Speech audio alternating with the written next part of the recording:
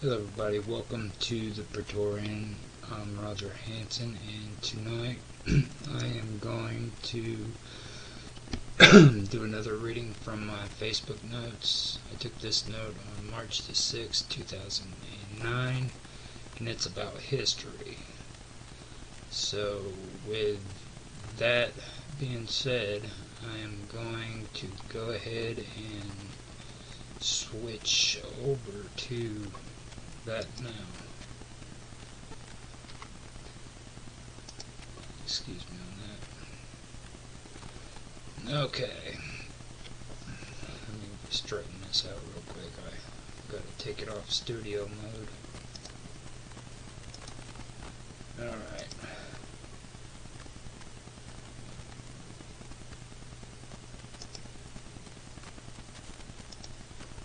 There we go. Okay, history. In Western philosophy, traces of the idea that came to be called the tabula rasa appear all as early as the writing of Aristotle. What the mind thinks must be in it in the same sense as letters are on a tablet. Grammaton, which bears no actual writing. Grammanon. This is just what happens in the case of the mind. Aristotle on the Soul 3.4.430A1. Aristotle writes of the unsubscribed tablet in what is probably the first textbook of psychology in the Western canon, his treatise De Anima, or On the Soul. However, besides some arguments by the Stoics and Peripatetics, the Aristotelian notion of the mind is a blank slate.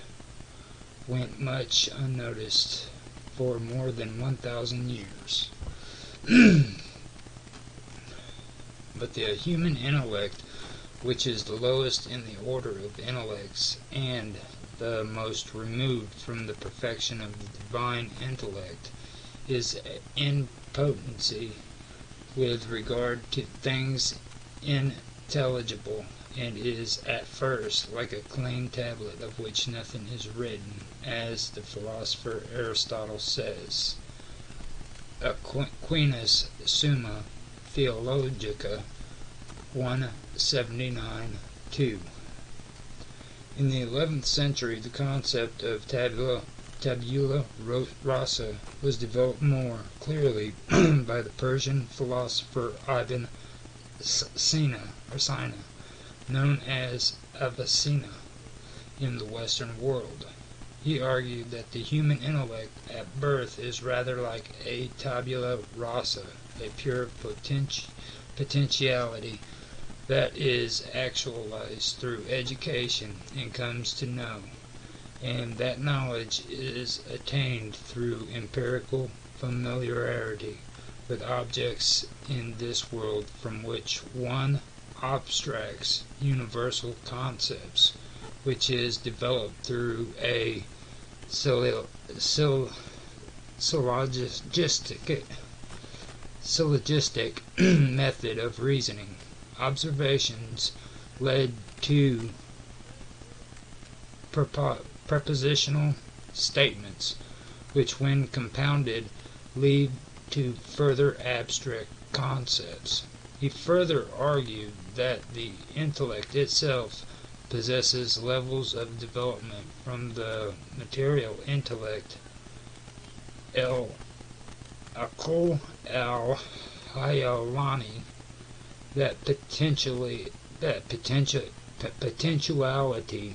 that can acquire knowledge, to the actual intellect, al-aql al-fa'il, the state of the human intellect at conjunction with the perfect source of knowledge.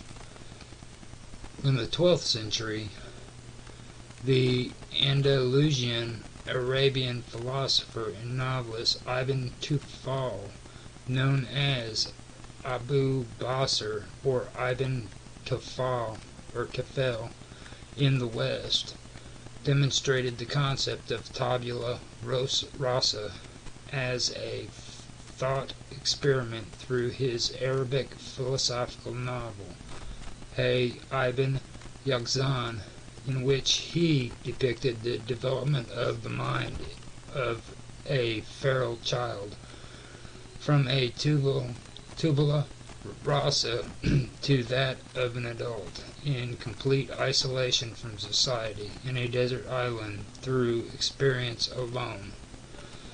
The Latin translation of his philosophical novel entitled Philosophus Autodidactus, published by Edward Pocock and the Younger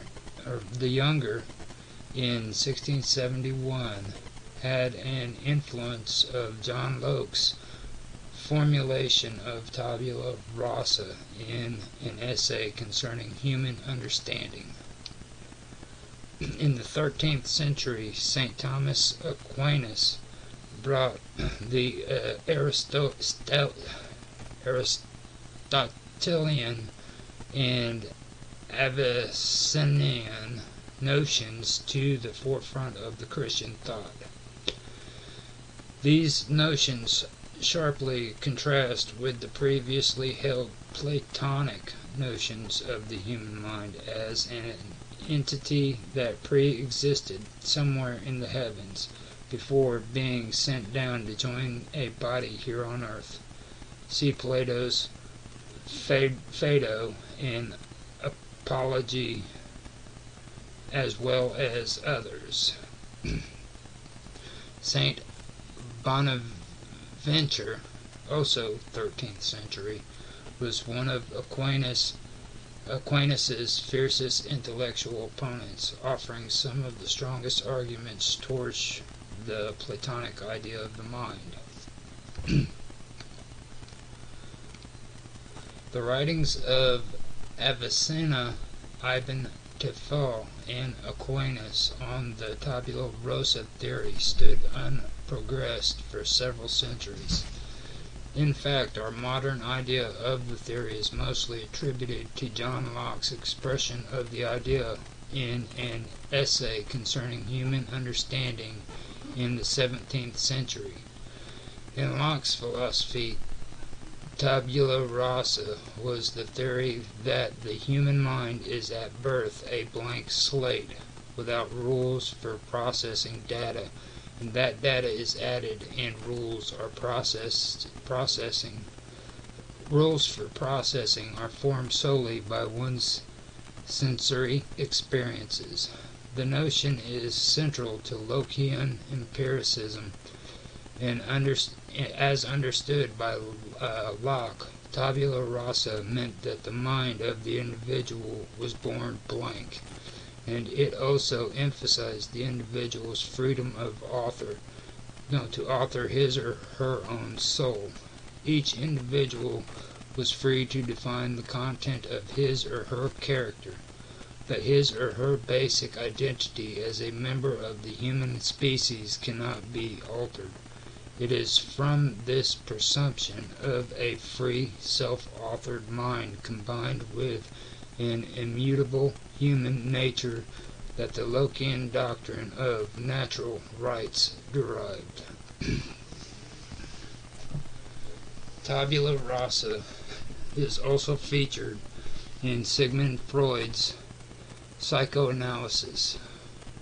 Freud depicted personality traits as being formed by a family dynamics. See Oedipus complex, etc. Freud's theory shows that one can downplay genetic and congenital influences on human personality without advocating free will. In psychoanalysis, One is greatly determined by one's upbringing. The tabula rasa concept became popular in social sciences in the 20th century. Eugenics, mainstream in the 19th and early 20th century, came to be seen not as a sound policy but as a crime.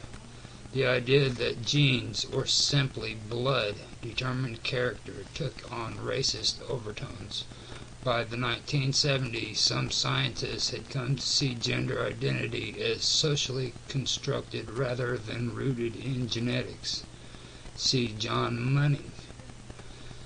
A concept still current. See Anne Fausto Sterling. This swing in the pendulum accompanied suspicion of innate differences in general, see racism, and a propensity to manage society where the real power must be if people are born blank.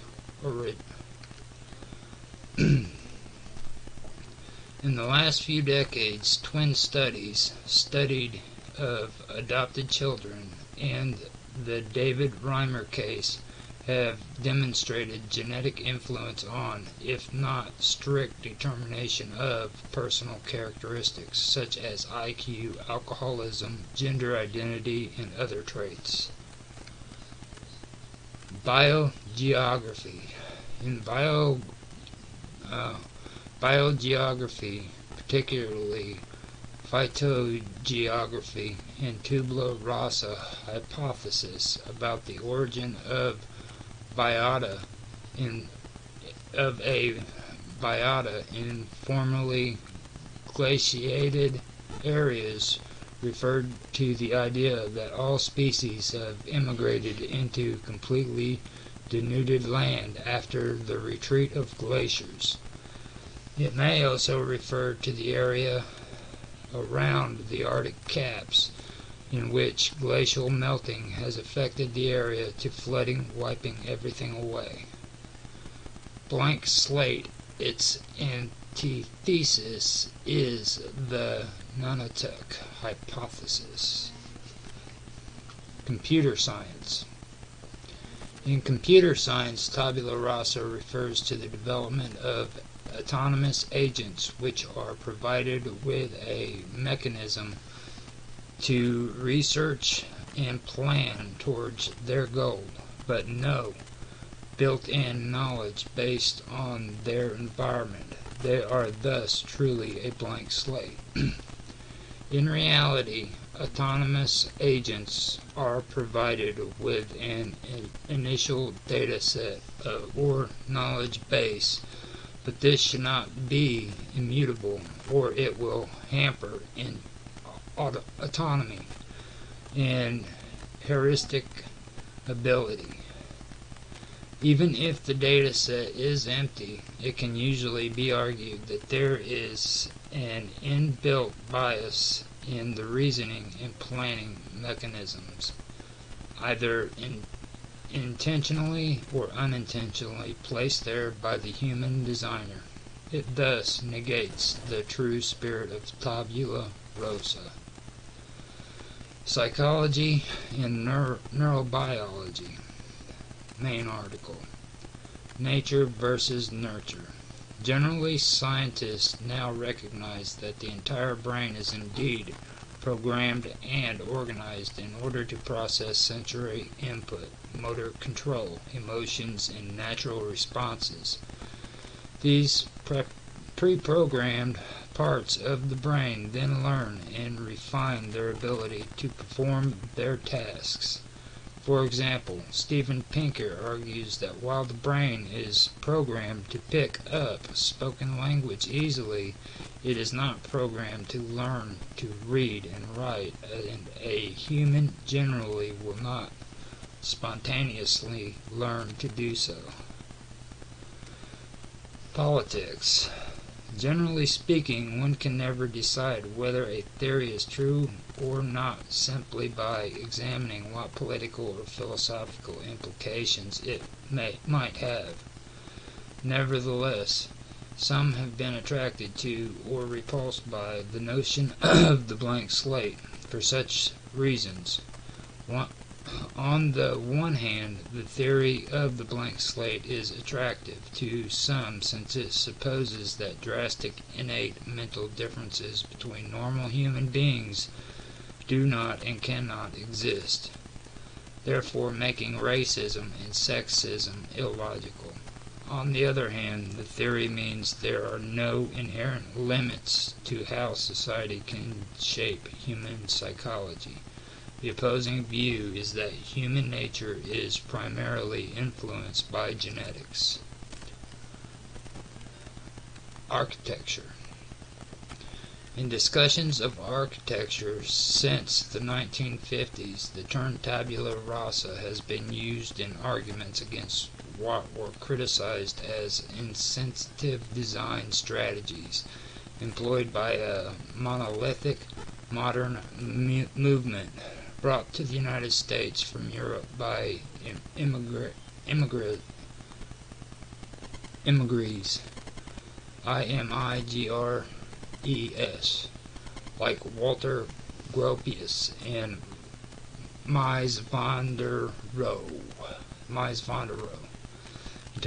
Entirely separated from its Aristotelian or Lockean meaning, the tabula rasa in architecture signifies the utopian blank slate on which a new building is conceived, free of compromise or complication after the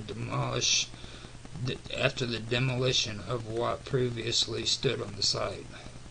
The Le Corbusier plan Voisin, which proposed the demolition of a large area of central Paris and the construction of a new city with vast open spaces and tall towers, provide a good example of what was associated with the term tabula rasa in the architectural disclosure.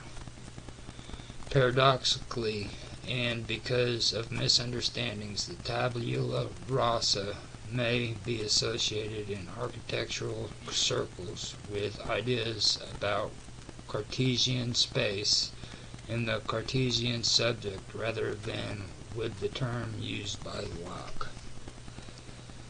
Okay, this is the end of my reading. I hope you guys enjoyed it. If you did, please like, subscribe, share, make comments, give some feedback. I love to hear what you have to say, and thank you for watching.